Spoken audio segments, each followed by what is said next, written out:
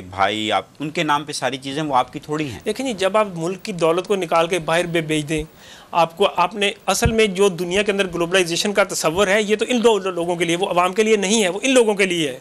जो दुनिया आलमी बैंक हैं वो तहफ़्फ़ुज़ देने के लिए इन दो लोगों के लिए हैं। स्विट्ज़रलैंड के बैंक हैं वो इन अरबपतियों के लिए हैं, वो अवाम के लिए नहीं है। जो इनको तहफ़्फ़ुज़ फराहम कर रहे हैं, जो इनकी दौलतों को संभाल के बैठे हुए हैं, वहाँ इनके असासे पड़े हैं। दुनिया के अंदर स्पेन में, बरतानिया में, दुबई में, अमेरिका में, फ्रांस में बेशुमार आप इनकी इन्वेस्टमेंट्स देख सकते हैं तमाम लोगों की। मफरूज़े हैं या कुछ सबूत भी हमारे पास के स्विट्ज़रलैंड में, बरतानिया में पीपल्स पार्टी की क़यादत के, मुस्लिम लीग नून की क़यादत के या और सियासी जमातों की क़यादतों में इतना पैसा पड़ा है? मैं आपको एक मिसाल दूंगा, सिर्फ एक मिसाल, वैसे मिसालों से भरा हुआ है सारा सिलसिला।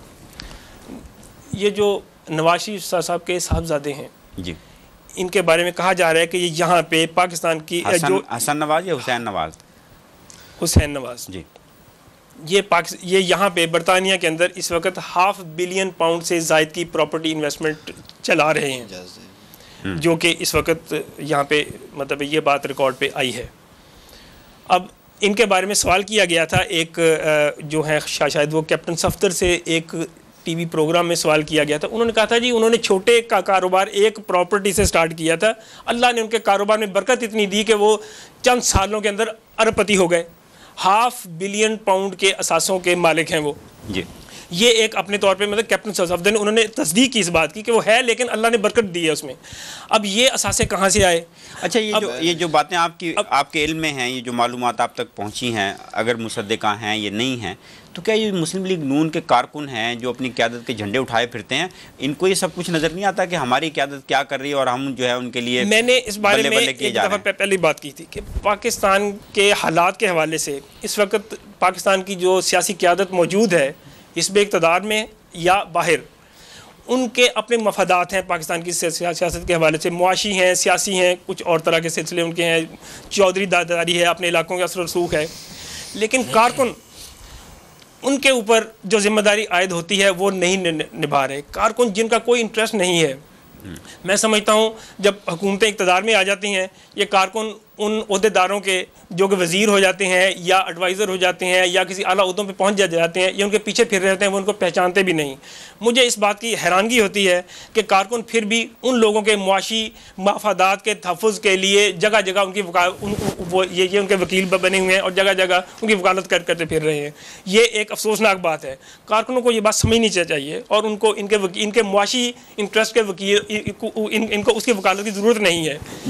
इनको सियासी मतलब वो तमाम इश्यूज़ हैं उनके हवाले से बात की ज़रूरत है। इकबाल सिंधु साहब, जो बात तनवीर ज़मान साहब को इतनी आसानी सहूलत से समझ आ जाती है, आपको क्यों समझ नहीं आती? मैं समझता हूँ तनवीर साहब मादर के साथ इनके इन्फॉर्मेशन आपके इल्म में है कि हसन नवाज साहब के या हुसैन नवाज साहब के इतने असासे हैं? पहले तो उन्होंने कहा कि हुसैन नवाज साहब जो है वो लंदन में होते हैं, हालांकि हसन नवाज साहब यहाँ लंदन में होते हैं। दूसरी बात यह है कि ये तमाम बातें शायद उन्होंने टॉक शोज से सुनी हैं। अच्छा, ये बात दुरुस्त नहीं है, $500 बिलियन अच्छा, और कोई इनके पास प्रूफ नहीं है। मैं समझता हूँ कि बारहा ये बातें की जा चुकी हैं लीडरशिप के बारे में। मैं समझता हूँ कि ज़ाती एहतसाब लाजम है। आप अपने टैक्सेशन के इश्यूज़ देखें। कल हिलरी क्लिंटन ने कहा कि आप अपने टैक्स कलेक्शन नहीं कर सकते, आप इसलिए फंसे हुए हैं, आप फलाने काम नहीं कर सकते, आप इसलिए फंसे हुए हैं।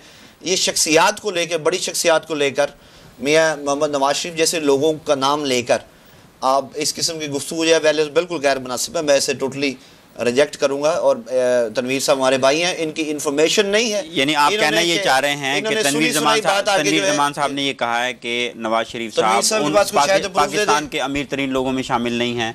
अच्छा, हसन नवाज साहब के जो असासे हैं वो बरतानिया में प्रॉपर्टी की शक्ल में नहीं है। जो फैमिली है वो बहुत अरसे से अमीर लोग हैं, वो उनके बेतहाशा कारोबार हैं, अपना उनका एक सिलसिला कार है, वो पहले से चल रहा है। ये कोई सियासत में आने के बाद अमीर नहीं हुए।